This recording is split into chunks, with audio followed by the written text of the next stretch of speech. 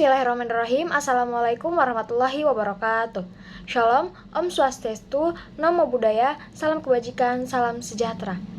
Perkenalkan, saya Vela Ramadhani dengan NPM 60242100013. Di sini saya ingin mempresentasikan mata kuliah Psikologi Umum dengan materi memori dan berpikir. Baiklah, materi yang pertama ada memori. Memori adalah proses kognitif yang memungkinkan kita menyimpan, mempertahankan, dan mengambil kembali informasi. Ini berperan penting dalam kehidupan kita sehari-hari, mulai dari mengingat nama seseorang hingga menyimpan keterampilan yang dipelajari. Dan memori ini memiliki jenis utama memori. Yang pertama ada memori sensorik. Memori sensorik menyimpan informasi dalam waktu yang sangat singkat dari indera kita. Contohnya saat melihat sekilas papan iklan di jalan, tetapi lupa isinya beberapa detik kemudian. Memori sensorik adalah tahap pertama dalam proses penyimpanan informasi. Ini berfungsi untuk menyimpan informasi dari indera kita, seperti penglihatan, pendengaran, sentuhan, dan lain-lain sebagainya. Dalam waktu yang sangat singkat, biasanya kurang dari beberapa detik. Yang kedua, memori jangka pendek. Memori jangka pendek menyimpan informasi dalam durasi singkat sekitar kurang lebih 20-30 detik dan kapasitas yang sangat terbatas. Contohnya, mengingat nomor telepon yang baru saja disebutkan sebelum menuliskannya. Memori jangka pendek adalah tahap penyimpanan informasi sementara yang memungkinkan kita menahan dan mengelola informasi dalam waktu singkat. Biasanya, seperti yang saya katakan tadi, sekitar kurang lebih 20-30 detik. Jika informasi ini tidak diperkuat atau diproses lebih lanjut, maka akan hilang.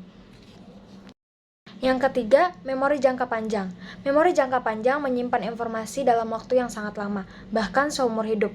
Contohnya seperti mengingat ulang kenangan masa kecil atau pelajaran yang telah dipelajari bertahun-tahun lalu. Memori jangka panjang adalah jenis memori yang mampu menyimpan informasi dalam waktu yang lama, mulai dari beberapa jam hingga seumur hidup. Berbeda dengan memori jangka pendek, kapasitas memori jangka panjang tidak terbatas dan dapat diakses kembali kapan saja, meskipun beberapa informasi bisa terlupakan atau sulit diingat. Yang selanjutnya, faktor yang mempengaruhi memori. Yang pertama ada atensi dan konsentrasi. Sulit mengingat jika tidak fokus, misalnya seperti belajar sambil menonton TV. Yang kedua ada pengulangan, seperti menghafal lagu dengan mendengarkannya berulang kali. Yang ketiga ada asosiasi, menghubungkan informasi baru dengan sesuatu yang sudah dikenal. Misalnya, mengingat nama orang dengan membandingkan dengan orang yang sudah terkenal. Yang selanjutnya ada berpikir. Berpikir adalah proses mental yang digunakan untuk memahami, menganalisis, mengevaluasi, dan memecahkan masalah. Ini mencakup berbagai aspek seperti logika, kreativitas, pengambilan keputusan, dan pemecahan masalah. Berpikir dapat dikategorikan ke dalam beberapa jenis. Yang pertama ada berpikir konvergen. Berpikir konvergen berpikir dalam satu arah menuju satu solusi yang benar. Contohnya, menyelesaikan soal matematika yang memiliki jawaban yang pasti. Berpikir konvergen menggunakan logika dan aturan yang sudah ada, mencari satu jawaban yang benar dan biasanya digunakan dalam sains, matematika, dan pemecahan masalah yang memiliki solusi tetap. Yang kedua ada berpikir divergen. Berpikir divergen berpikir kreatif dengan menghasilkan banyak kemungkinan solusi. Contohnya seperti mencari berbagai kegunaan, seperti sebuah paperclip yang digunakan untuk mengunci resleting yang rusak. Berpikir divergen menghasilkan banyak solusi atau ide, bersifat fleksibel dan kreatif. Biasanya digunakan dalam seni, inovasi, dan pemecahan masalah terbuka. Yang ketiga ada bias kognitif dalam berpikir.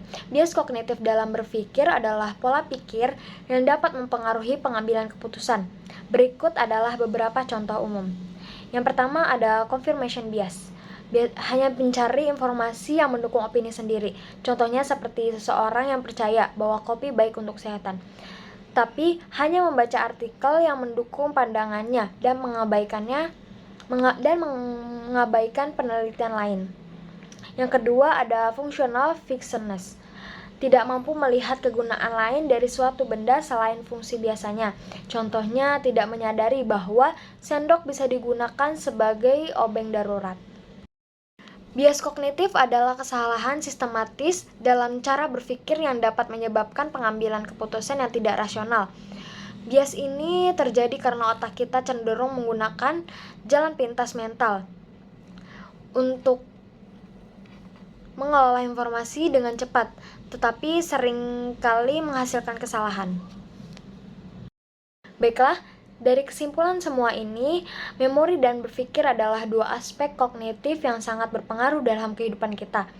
Dengan memahami bagaimana memori bekerja dan bagaimana berpikir dapat dipengaruhi oleh berbagai faktor, kita dapat mengembangkan strategi yang lebih efektif dalam belajar, mengingat informasi, serta mengambil keputusan yang lebih rasional. Baiklah, cukup sekian dari saya. Kurang lebihnya mohon maaf. Wassalamualaikum warahmatullahi wabarakatuh.